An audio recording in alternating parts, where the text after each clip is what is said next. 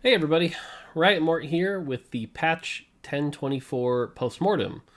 This is where we go over how the patch went, what we learned from it, what went right, what went wrong, and where we're going to go from there. Normally I'd be joined by Riot Static, however he is on vacation this week, so it'll be just me today. So you have to just listen to me the whole time. So with patch 1024, we took a pretty big risk trying to address the 4.1 roll down. Made some pretty big system changes, really trying to get the game into a healthier state. And with that came a lot of risk because when you're changing that much, who knows where things are going to go up? Who knows where the long-term ramifications? You can only play test and predict so much before millions of people play it, the first day and find all the issues. Some things went right, some things went wrong. We'll talk about that. Here we go. So, on the system side, first thing was the base player damage per stage. We increased it by +1 at stage 3 and 4, and lowered it at 6. Generally, I think this went well. The one thing here is, it's definitely aggressive, right? And I think we're going to have to see how this plays out in the long term, because when 1024 launched, I think the early game was unfortunately pretty badly balanced. Cultist, Keeper, and to a lesser extent Warlords pretty much dominate the early game. And so what you kind of saw was this feast or famine early game where there would be the people at the 190, 80 health and the people at the 40, 50 health, maybe even 30 heading into stage 4. And I don't think that's healthy. I think there needs to be a wide variety of ways to play across the early and mid game. So with the balance being bad, this system change kind of ends up being rough. But hopefully after the B patch, and again, the B patch was yesterday as of filming this, so we're not really sure yet, but hopefully we end up with a bit more of a fair early and mid game that this player damage change makes sense. But really, the jury's still out on this one. So increase the base odds of rolling a chosen slightly. I think this was a win. I think it was just the right amount that you feel like you get more chosens, but you still can't really force anything. We are hitting that line where it's pretty close to force something, but not quite there yet. So, but overall, I think this one was a win. Okay, chosen roll odds adjusted at level 4, 5, 6, 7, 8, and 9. Pretty much adjusted them across the board. This was the big thing to address the 4-1 roll down. This generally, I think, has been a success. It feels pretty good. You have to wait till level 8 if you want to get those 4 cost chosen. So there's actually a mid game now. That's felt pretty good. People aren't spiking as early as often. There's still a few crazy spikes, but they feel like high rolls. I think this one was just a success. I'm pretty happy with how this turned out. If you feel the opposite, feel free to let us know. But this one seems like a success. The normal roll odds. This one is almost a success. And this one gets tricky because I think level 5, level 6 went well. I think it was correct of us to lower the 4 costs appearing at level 5 and level 6. You still see some occasional I got an early Ash or an early Riven, and that makes some cool opportunities and you actually play around it now. It doesn't feel as expected. So that feels really good. But level 7 right now in particular doesn't really feel like it has a purpose. If you're stuck rolling at 7 trying to survive, you can't really get a 4 cost chosen. Good. But you can't really get a 4 cost either. It's really hard to hit. Probably a little too hard. So I think this is the one area that was kind of a miss, was the level 7 roll odds. The level 8 roll odds, there's a debate here. It used to be 25 in Galaxies. It's now 20. But I think what this has allowed us to do, it's been healthier for the game, is that 4 costs are allowed to be stronger because you don't always get them. And so overall, I still think that is correct and a success. Otherwise, the balance of 4 costs ends up having to be very blurry to 3 costs. So that's been good. But yeah, so expect to see a change to level 7, because I think that's the one part that didn't quite work. Lowered the variance of the initial loot drops in stage 1, leading to a slight increase in total loot overall, aka no more 2 gold drops. I don't think anybody is sad to see those go. This seems like a success. Yeah, I just think this is generally a success, so pretty happy with this. Reduce the extreme variance in the item distribution by 1, same thing. I think people are happy with this. Grey Orb's average value very slightly, lowered Nico's. I doubt most people even notice. We're still seeing crazy situations with Nico's. Like, this is fine. This is a good change. It's one of those, changes that most people don't notice, which means it's probably a good change. So, cool. Okay. Chosen bonus attack damage 30-20 on Yasuo, Aphelios, Zed, Zhenjiao, Ashe, Jhin, Talon, Warwick. This change worked out beautifully. I'm really happy we made this change.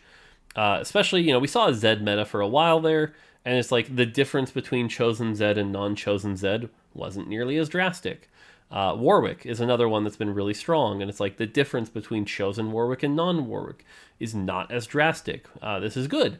This is a very good thing. All of these champions feel much better balanced between their chosen and non-chosen state. I'm glad we made this change. Sweet. Okay, traits. Cultist. This is where we nerfed Cultist Chosen. This was a good change, but we were too conservative. Clearly, Cultist was still way too strong in the early game. I think what this did actually was it kind of hurt Cultist 9 a bit, and it kind of hurt Cultist 6 a bit, but it barely hurt Cultist 3. And that was kind of where it needed the most kick in the ass. So I think this is one of those cases too where we were dealing with Cultist 9 being strong with the systems in 1023. The 1024 system changes alone made it harder to hit the Jhin, the Aatrox, to really spike those late game vanguards or late game cultists. So the change itself is fine, but again, we were too conservative on cultists. So fortune changes, fixed a bug with 11, less Nico's, good change. Again, people are still seeing insane situations, which means it's fine. We're good here. So happy with those changes. Okay, Diana and Lissandra nerfs. These were correct. And real talk, we went light because of the system changes. And they're still really good. They're still really good champions. They're especially good in platinum, gold elo. But they're still very good champions if you get the right builds on them. They're like free top 4s. They're still probably actually a little too strong. They're not going to necessarily win lobbies, but they're like almost guaranteed top 4s. So expect to see very minor adjustments to these in the future. But I think this was the right play, right? Like we didn't want to over nerf them. I think we wanted to go step by step. This was a good call. Nami, we made this change to Nami. I think this was a good change. I think this actually worked out perfectly, to be honest. Nami is still a playable comp, despite what some might say. You have to high roll it and get those Ludens and things, but it still functions. It still works. People are still playing Nami and still doing well with it. It's still a very strong early game that you can pivot out of. You can even take it to late game. Again, not as easy of a first place, but it actually feels reasonable now. So this change felt good. Aphelios. Aphelios, this change, it's interesting. This is a change that I think we got away with. I think Aphelios' secret really strong right now. I think people are starting to figure it out at this point on Wednesday. I think Aphelios is really strong. But spoiler alert for the patch rundown, there's a bug with Aphelios right now where his turrets aren't proccing Hunter like they're supposed to, which means he's supposed to be even stronger. So I think the mana change in particular here was a little aggressive. Just the AD alone, because of the way AD scales with star level. This is a 30 AD buff to 4-star Aphelios. But it is nice to see Aphelios back on the menu. So overall, happy we made these changes. And yeah, spoiler, you'll see some more changes here. Lulu changes. This is less CC, but the health lasts longer, and you can actually fix the bug with it. I think these changes were good with one asterisk. Overtime Lulu is kind of unhealthy for the game. If you reach the overtime state, because the way her spell works, the healing is not the proper kind of healing. It's not getting reduced properly. We do need to fix that at some point. That, I think, ended up pretty toxic for the game. But otherwise, Lulu seemed like fine. She's still kind of an uneventful 2-cost that you don't really itemize that much. Good utility, good in Elderwood comps. We're starting to see a revitalization of the Elderwood Vigar comps. So, seems fine. Jarvan, this was an overbuff. We knocked his CC down, but we made his mana go from 6120 out to 50 out of 80. He casts a lot, and his spell is a lot of damage, and Warlord scales it even more. This was a bit much. Combined with the power of Keeper, is a bit much. There's a couple champions, you'll see this here, but the lesson is we tried to overcompensate with like, hey, they're losing their CC. That's a lot of power. We should give them a lot of power back. The answer is they probably didn't need all that power. Jarvan in particular, losing a second on your stun, it's kind of already doing its job, but it was doing a lot of damage. And someone said it best where it's like, death is the best CC anyway. Flagman definitely went a little strong. So this was an overbuff. Jarvan definitely got overbuffed. Pyke nerf was good. There's some questions here because in our data, Cultist Pyke is still the best chosen in the game. Pyke is still very strong. So, again, kind of the Cultist thing before the B patch. Was this too light? Maybe. But again, I don't think Pyke needs more nerfs. I think it was Cultist, hence the B patch. So I think this was a correct change, and I'm glad to see it in. And there's something for set design to learn here, right? Where like Pyke and Jarvan being in the same comp, basically, kind of crazy. So something to avoid there. Okay, Zed, plus 0.05 attack speed. This is a great example of a change where, again, the interconnectedness of TFT caused problems here. All of our data showed Zed being one of the worst 2 costs in the game by a significant margin. The only exception was players like Asian Gamer who were making it work, people like Seek who had shown it can be good in the previous patch, but it really just hadn't caught on. And this is something interesting with TFT that we've seen time and time again, and we're seeing more and more, which is like sometimes a comp is good, but players aren't willing to put the time to prove it's good and figure out how it's good. And until someone does, they expect Riot to kind of fix the problem. This is a great example where we shouldn't have shipped this buff. We shouldn't have. But if we hadn't, would Zed have taken off? I think the answer is no, because people were already playing this and it was doing well. The other thing to talk about here is the system changes really helped this, right? Because like Zed struggled with the Talons and the other 4-1 spikers getting their 2-star Ashe at 4-1. Now the Zed players have longer to build up their team, get their 4 Ninja online before everyone starts spiking at like 4-5, 5-1. So those changes in combination made this a bad change. And we saw Zed start to run away with the meta. Not like grossly overrun with it, but it was definitely one of the strongest comps for sure that it did need to be B-patched, which we'll talk about in a bit. So yeah, this is one that like I don't blame the designer for making this change, because again, it's really hard to see that domino effect of the system changes and what that was going to do. But should we have made it? Nope. Akali change, this did very little. Interestingly enough, it just happened to buff the Zed comp already, but it's not like Zed comps were doing a ton with Akali. Akali's a 3 cost who should be strong anyway. We're not seeing a revitalization of like Akali comps with the RFC or anything. So this change was fine. I'm glad we made this change. Okay, the Jinx change. This one's fascinating. The Jinx change, I think, did its job in that Jinx sharpshooter comps are much less frustrating to play against. But it also made Jinx much harder to play. To really play Jinx well, it's like blue buffs off the table. Now you have to have Shojins. You have to have things like Zeke's to itemize. She's just a lot harder to play now, and for our wider audience, that's not necessarily a good thing. Sharpshooters also in particular struggle a bit with like the Zed dominant meta, the Talon dominant meta, so sharpshooters are struggling a bit. Overall, though, I'm glad we made this change because, again, the 50 mana stun 4 to 5 people of old was not healthy for the game. New Jinx is healthier. New Jinx can still be valuable. 3-star Jinxes are still good, but definitely harder to play. So, Xin Zhao, we gave him a buff. It barely moved the needle.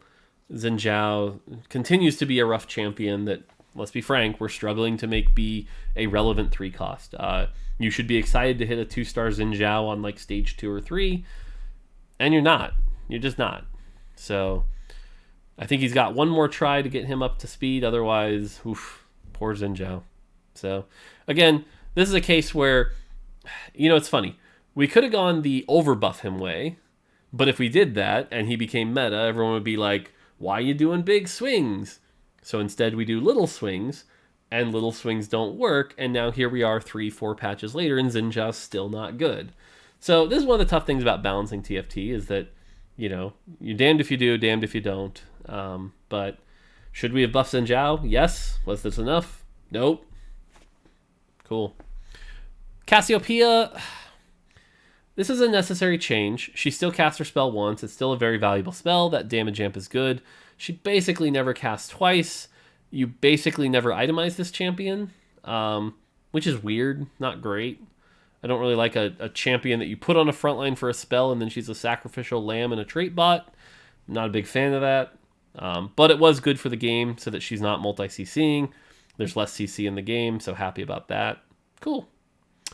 Jhin, this buff looked massive on paper. What it did, though, is it made Jhin a good carry. Jhin is a good late-game carry. He does well in dust comps. He can do well in sharpshooter comps with proper itemization. He can do well in keeper comps. You get him chosen with sharpshooter. He's sort of self-powering. Jin's finally on the same level as Ashe. So, hooray, we did it. The opposite of that, Talon. So, clearly we were coming off 3 weeks of Talon being very dominant, very frustrating to play against. The aggro drop, the dodges, very frustrating. We definitely overnerfed this. Let's not beat around the bush. This was an overnerf. But would I make that call again? Yeah, kind of would. It has been refreshing for the game and refreshing for the meta to have Talon out of the meta. And had we gone too soft and had we go into 1024 with more Talon, I think that would have been more damaging for the game than what it is now, which is basically you skip Talon. Now, the good news is I have seen a few people still do okay with Talon. He's not unplayable as some people perceive. It's just when you go from S++ to B tier, it feels like you're F tier. So he's not great. He is going to get some very light compensation buffs next patch to try to bring him back up because he is still supposed to be a 4-cost premier carry. But I think the big thing here to call out that was the win is no longer invulnerable during his leap. I think that was the best change that makes him a little less frustrating. And I think the no longer refunds mana on kill. Those two changes both was probably a little harsh, but I think it was necessary. So, okay, Warwick. This one was fun because a lot of people were like, you're killing Warwick. You're making him bad. You're taking away his fear. You're lowering him. I remember the Reddit stuff was really harsh on this one. Well, turns out he's really good. Shocking. But I think this was a good change. I think this was the right change. Warwick is now a fun champion. He's got high AD. You get him with cool items. He does a cool experience. We have a melee carry that works. Good. That's a good thing. Is he a little too strong? Yeah, a tiny bit. I think in particular, the fact that he does true damage and is reducing 50% of the incoming damage and healing a lot, it's a bit much. But that is one of the things that it takes to make a melee carry work in TFT. Melee carries are very difficult to function because of the amount of CC, the amount of things they have to dodge, things like that. I have still seen Warwicks have counters. So again, I'm just happy this change was made, and it's more fun. That's the other thing too, is I saw a duelist Warwick, and that player had a lot of fun. So I think this was a good rework, a little over the mark, but overall a good change. Azir, still a good champion despite this nerf, which doesn't surprise me at all. The utility of those soldiers is amazing. Good change. Sweet. Lee Sin, another good change here. I think this was the correct way to go. The AoE CC went down, but he actually does his job and CCs targets, or kills them, one-shots them. The amount of times I've seen a Lee Sin kill a Riven, the Riven 3, rate it's, it's really well, so good change there. Set got a big mana buff. Did it change much? Not really. Set, unfortunately, is one of those champions that requires very specific, very certain itemization and situations to do well. But Set has evolved as a cool counter to is there a strong Riven or Cultist or Diana? Set's really good. Is Set someone you can throw in just any comp blindly with no traits? Nope. And the other big thing, obviously, is the bugs, because the bugs where he tries to grab somebody and then they become untargetable, ugh, and losing 175 mana spell because of that. So we definitely have some work to do there. This was a correct buff, but again, doesn't really solve Set's problems. Yone. Okay, let's talk Yone. Yone is probably the quintessential example here where we are taking away his 1.5 second knockup, and we're just taking it away. He's got to have something. So we gave him 3 things. Reduced mana. We gave him the 90% penetration, and we gave him the untargetable during cast. 3 things. 3 big things. Should we have done all of those? Nope. Nope. The one in particular that I think we undervalued was actually the becomes untargetable during his cast. A lot of old Yone used to like go in, knock up the backline, and as soon as they came out of CC, they land, pick Yone as their target, and kill him. And so he would get 1, maybe 2 executes off. New Yone does his attack, everyone drops aggro, he's marked like 5 targets, and they have no armor and MR now, and he just starts one-shotting them because he dropped aggro. That probably alone would have been enough. And so after the post-B patch, that basically was enough because we pulled back the armor and MR shred. And what I'll also say is having the armor and MR shred, it's interesting because like Last Whisper shreds one thing, Desert shredded one thing in set 2. Having something that shredded both, little much. Especially 90%. It basically took Vanguards, Mystics, and Elderwoods out of the meta single-handedly. Yes, you needed a Yone, but everyone knew Yone existed, so they weren't willing to invest in Vanguards, Elderwoods, and Mystics. So this was definitely a mistake. Definitely something to learn from here. So, yeah. Oops. Items, ZZ Rot Portal nerf. This was good. ZZ Rot Portal was dominating the early game. Still a good item. Still does good taunts. With Talon out of the meta, it's not as valued, but it's still good. So, happy there. Fixed bugs. Bugs good to be fixed. Sweet. So, we shipped all this, and the end result was pretty good, but, again, early game was fucked up because Cultists and Keeper especially, and again, to a lesser extent, Warlords, were dominating the early game. Transitioned into late game where Yone was keeping out a bunch of comps just from existing, and Zed in particular was way too strong for how easy he was to force. So we ended up having to do a B patch yesterday as of filming this. The Galio changes here basically amounted to about a 15% to Cultist 3, a 10 to 11% on Cultist 6, and like a 1-2% essentially rounding error on Cultist 9. And the answer is, I think this worked. Again, it's only been a day, so it's really hard to tell. But Cultist is still good to run early, but it can actually be beat. There are some stronger comps even now, like 4 Brawlers having a bit of a chance to shine. Warlords are still really good, so that's good. Same with Keeper. Now, I'll be honest, the Keeper one here, this one's tough. I'm glad we did this change because Keeper 2 and Keeper 4, way too strong for how early you could access them. But because they're flat numbers, they still fall off pretty hard. The Keeper 6 one, I'm a little less sure that we should have done here. Again, it's only been a day, so it's hard to tell. There's also like an argument here, was it supposed to be like 160 to 40? But, you know, we're nickel and diming at that case. But again, directionally, we need to do this. Zed, we basically just took Zed and we're like, okay, now that people have figured out how to play Zed and how to play Ninja, finally, let's just revert the last few buffs to Zed. So we reverted the AD steal, we reverted the attack speed. Basically, we were like, let's put him back to the point where he was having success. You know, Asian Gamer was winning the Team Liquid tournament with this comp, just not as oppressive. So our goal was basically to get Zed back to where he was. And so far, again, it's been a day, but seems like it's worked. Asian Gamer's still doing well with that comp. Other people who weren't as good at the comp, struggling with it, unless they 3-star, which is kind of what it should be. You're not seeing 1-star Zeds carry you to the late game.